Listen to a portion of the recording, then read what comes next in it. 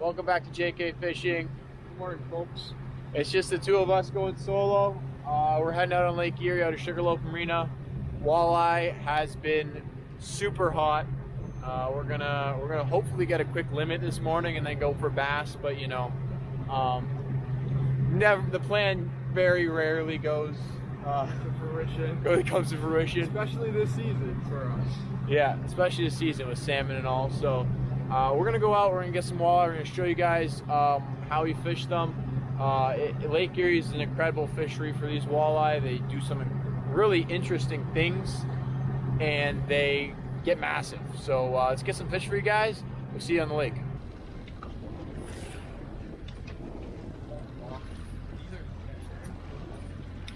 Oh yeah, oh yeah. Alright. First walleye, we've been trolling literally like 15 minutes, 10 minutes, just setting up. So I think we're on them. Let's get some more for you guys.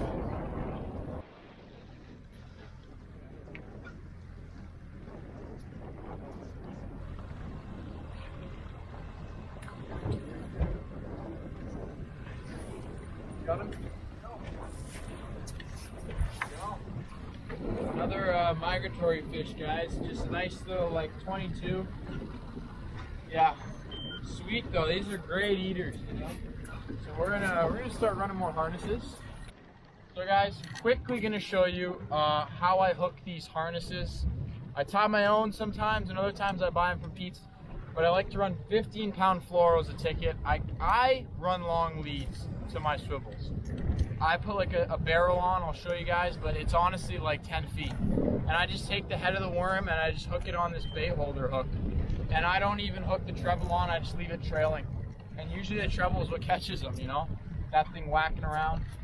These harnesses, just simple bead pattern, 2 matching willow blades. And just change up the colors. And then like I said, another 10 feet of fluoro to a barrel swivel. Erie walleye aren't that picky, but you know, when it's tough out, you want to make sure that you're putting your best presentation out there that you can. I'm gonna send this guy down. Other than that, it's just cranks, guys. We'll show you some of the baits, but it's just like this little, what's it called? Atomic chicken? No, Electric chicken. reef runners. You know, reef runners, rattle traps. It's just, you know, bigger baits for Erie walleye. You know, longer stick baits, they want size. But yeah, I mean, with that, you just run a normal, just straight to your main line, or to like tied on maybe 15, 20 foot fluoro leader as well. These are most of our salmon rods we got out, so it's heavier line, and we're still catching no problem. So, you know, get out there, guys. Now let's catch our limit.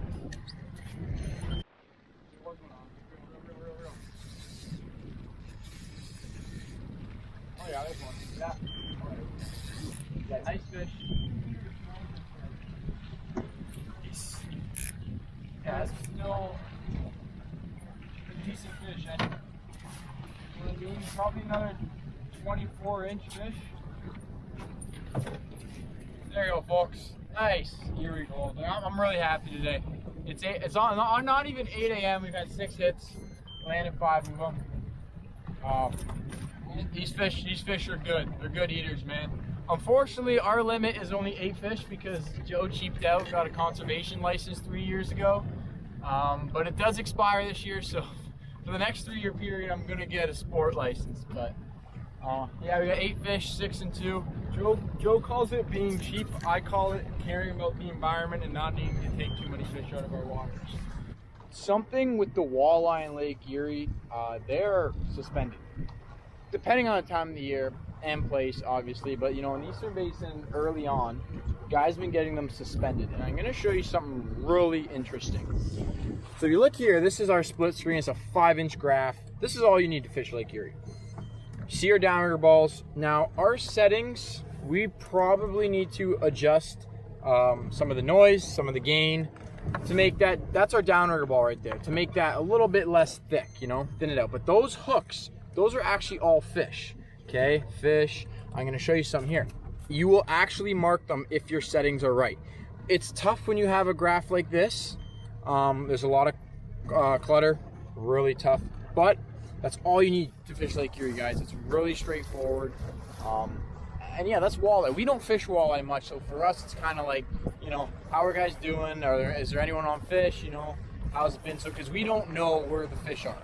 So it's very important. Lake Erie's a big lake, guys.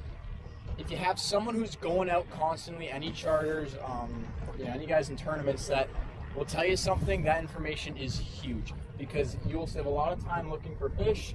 And once you get on them, they're pretty straightforward, just changing out colors. We'll show you some of the baits, guys. It's really, really easy.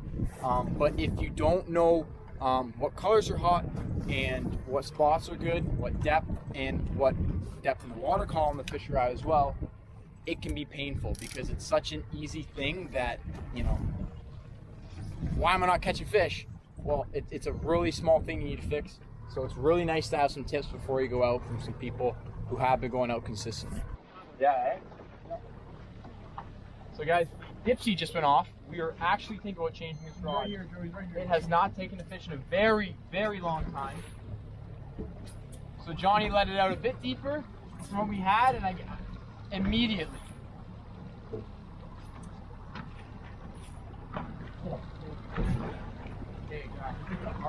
Yeah, this is a thick GLT custom, and these rods need a lot to bend over. They're salmon rods.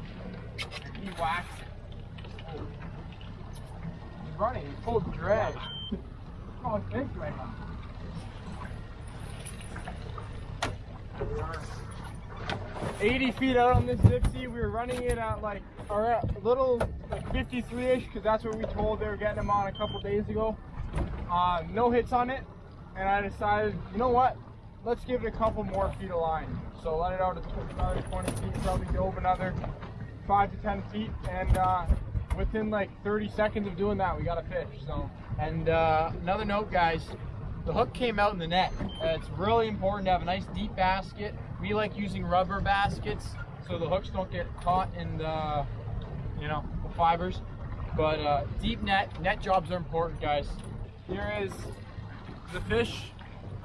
This is probably a 27, not as big as the last one, but nice, healthy, chunky fish, and great eats. It's just normal meat. Oh yeah. Oh yeah. Oh yeah. We got some head shades. Woohoo! Got it. Yeah. So I realized, guys, you know, first day we had out was about diving in about 10 feet. It was like a purple, we call it galaxy, I don't know what it's actually called. It was like purple color with like white spots on it, just a reef runner. That hit instantly, that's what we caught the first fish on. But as the sun comes up, the walleye, we noticed, at least on our sonar, and the fish that we've been getting hits from, have slowly been moving down deeper. So I put on a deeper diving reef runner, one that dives to around 20, 30 feet of water, 20, 30 feet down. Nice one.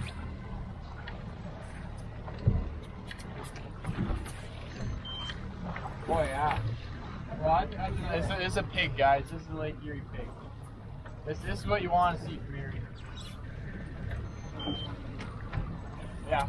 So guys, that's a 29-inch walleye. That's a nice fish. That's some Lake Erie size.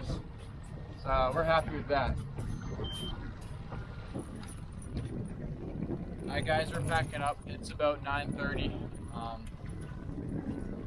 Fight shut down. We got our fish though, so we're happy. On all solid day, it's the first day out on Lake Erie for us going for walleye this year, so we're only going to dial them in more. We're only going to catch more. It's only going to heat up on the Eastern Basin here, so glad you could join us. Leave a like, comment.